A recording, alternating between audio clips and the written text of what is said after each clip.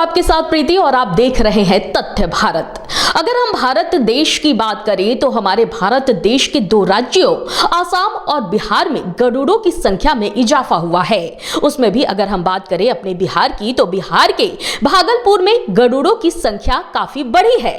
बताया जा रहा है कि सिर्फ भागलपुर में जो गरुड़ों की संख्या है वो 600 से अधिक है। वहीं जो नौगछिया है यानी कि भागलपुर में नौगछिया जो है वहां पर गरुड़ अपने आप को सुरक्षित महसूस करते हैं। बताया जाता है कि नौगछिया में पेड़ पौधे अधिक रहने की वजह से गरुड़ वहां अपने आप को सुरक्षित महसूस करते हैं। बीते कुछ वर्षों से गरुड़ ने भागलपुर का नाम विश्व के भौगोलिक मानचित्र पर अमिट छाप छोड़ी है। विश्व भर में स्टॉर्क समूह के पक्षियों में सबसे संकटग्रस्त पक्षी गरुड़ माना जाता है, लेकिन कंबोडिया और भारत में दो राज्यों में इसकी संख्या बढ़ रही है।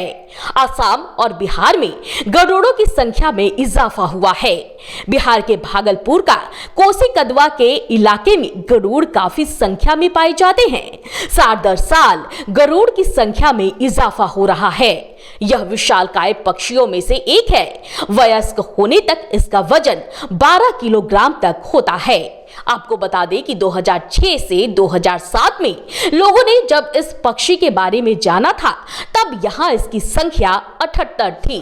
अब 600 से 700 के बीच है। विश्व भर में 1200 से 1800 इसकी संख्या आगे गई है। इनमें से 600 से अधिक गरुड़ सिर्फ भागलपुर में हैं।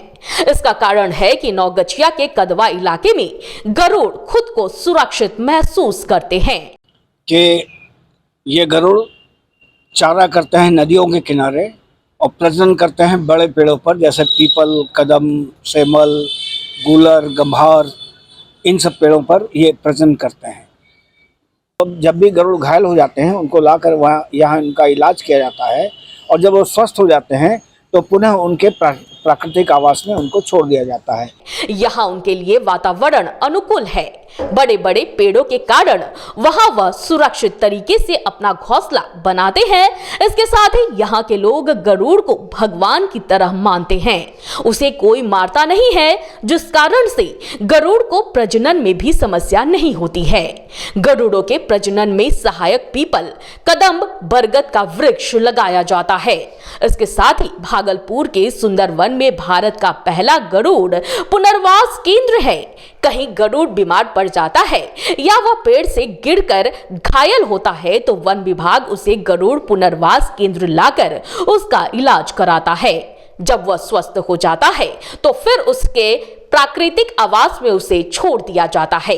गरुड़ों के संरक्षण के लिए किए जा रहे तरह तरह के इन कार्यों से वो खुद को महफूज मानते हैं। हम लोग गरुड़ भगवान विष्णु का जो वाहन है, इसीलिए हम लोग इनकी सेवा करते आ रहे हैं। यही वजह है कि संख्या में उनके इजाफा हो रहा है। स्थानीय लोग गरुड़ को लेकर काफी जागरूक हैं। लोगों ने बताया कि गरुड़ के साथ यहाँ कोई छेड़छाड़ नहीं करता है। गरुड़ की सुरक्षा के लिए यहाँ लोगों को गरुड़ सेवियर और गरुड़ गार्जियन बनाया गया है। तो आपने सुना कि किस तरह से जो गरुड़ों की संख्या है उसमें वृद्धि होती जा रही है, इजाफा हो रहा है। खासकर बिहार के भागलपुर में नौगछिया में गरुड़ अपने आप को काफी सुरक्षित महसूस करते हैं। इतना ही नहीं, वहां के लोगों को गरुड़ को लेकर जागरूक भी किया गया है, जिसकी वजह से वहां के लोग गरुड़ को भगवान मानते हैं, गरुड़ को मारते नहीं है। इसके साथ ही पुनर्वास केंद्र भी गरुड़ों के लिए बनाया गया है। अगर ये पक्षी कहीं पर भी घायल हो जाते हैं तो उन्हें पुनर्वास केंद्र में भेजा जाता है और स्वस्थ होने के बाद उन्हें वापस से छोड़ दिया जाता है। तो इसी तरह से हम कह सकते हैं कि भागलपुर में कहीं ना कहीं गरुड़ों की संख्या में जो इजाफा आ रहा है उसका कहीं ना कहीं यह भी कारण है कि वहां के लोग जो हैं वो गरुड़ों के प्रति काफी संरक्षित है और इसे लेकर काफी एक्टिव मोड में भी नजर आते हैं ताकि वो गरुड़ों की संख्या में इजाफा कर सके।